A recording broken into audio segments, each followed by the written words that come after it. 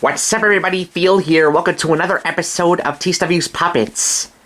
And not only is it a new episode, but this is the first episode of 2026. So, yeah, happy belated New Year to everybody watching. We're about 2 episodes away from Season 8 being over, and then we got Seasons 9 and 10 to look forward to. So, yep, we are going to keep the ball rolling with TCW's Puppets. But with that rambling out of the way, time to start today's episode with Shane the Shark for another everyday fact. If you want to know about everything, but don't want to look up anything, then talk to me, Shane the Shark, for my everyday facts. Hey everybody, Shane the Shark here, back for another everyday fact.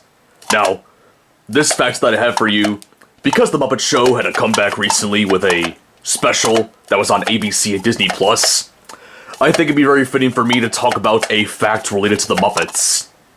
So, one of the characters in the Muppets, Rowlf the Dog, the guy that likes to play the piano, apparently, he was initially made to promote Purina Dog Chow.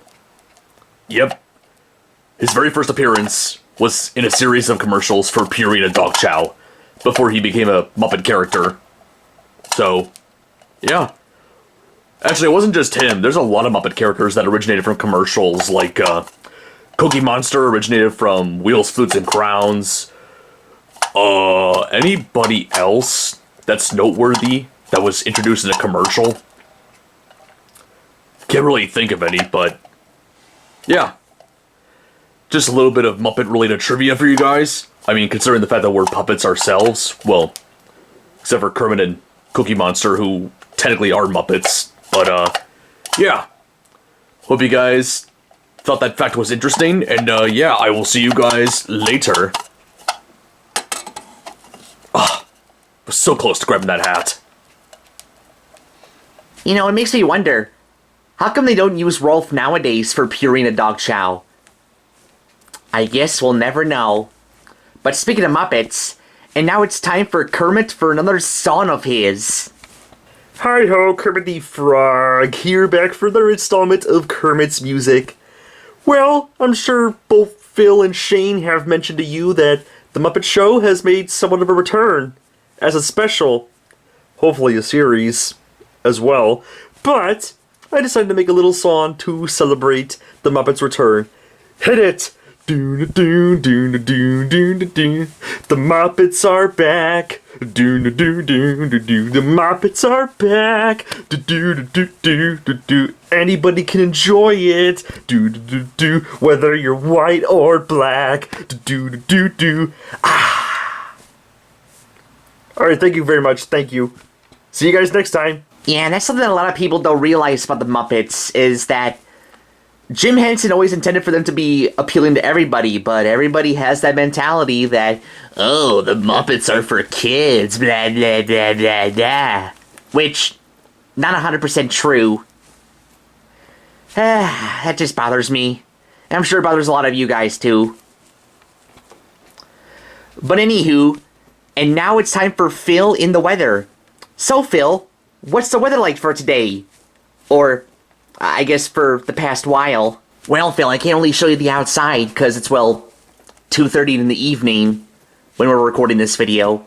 But, yeah, there's been a lot of snow, a lot of cold days recently, and, yeah, it's affected most of the United States. There's a salt shortage going on, so can't really get the roads with no ice all the time. Yeah. Pretty dangerous times that we have right now.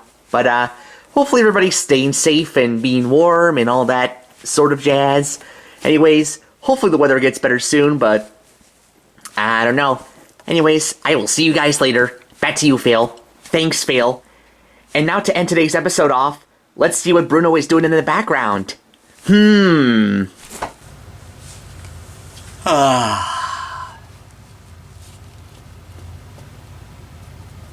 Feels so good to move my arm around.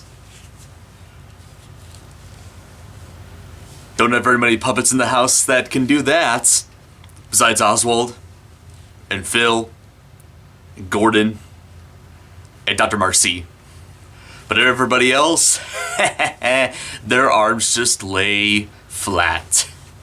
I can move my arm. Oh yeah.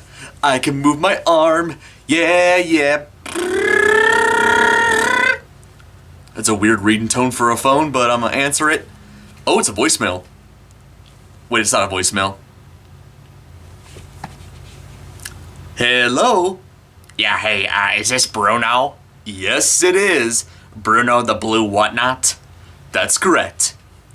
I'm seeing your performances with your arms moving. How are you able to see that? None of your business, but I do want to bring this up to you. You're not an actual arm rod puppet. What are you talking about? I have an arm rod. I can move my arm. Yeah, but you see the definition of an arm rod puppet? They have an arm rod in both their arms.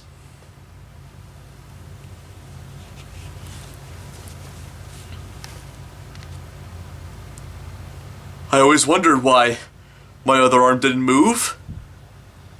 Am I disabled? No, I'm not saying you're disabled. You just don't have another arm rod to move your other arm at. So, that doesn't make me a true arm rod puppet? It only makes you half of an arm rod puppet, despite still having an arm rod, but you know what I mean. Probably the worst piece of news I've ever heard ever since Disney fired Steve Whitmire. Anyways, thank you, whoever the hell you are. You're up. Well, since puppets only have 2 arm rods and I only have 1, where can I get another arm rod from? What the hell did I just say? Doesn't matter. Trying to think, where can I get another arm rod from? You know, Oswald has an arm rod. I might just sneak it off of him. I mean, he doesn't...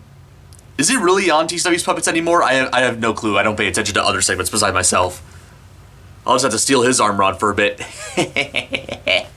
Well, I guess according to that one random guy that was calling Bruno, I guess I am also half of an arm rod puppet, because I only have one. Why do they do that for some puppets? I don't know. Maybe it's because trying to control 2 puppet arms with one hand is not very easy for some people.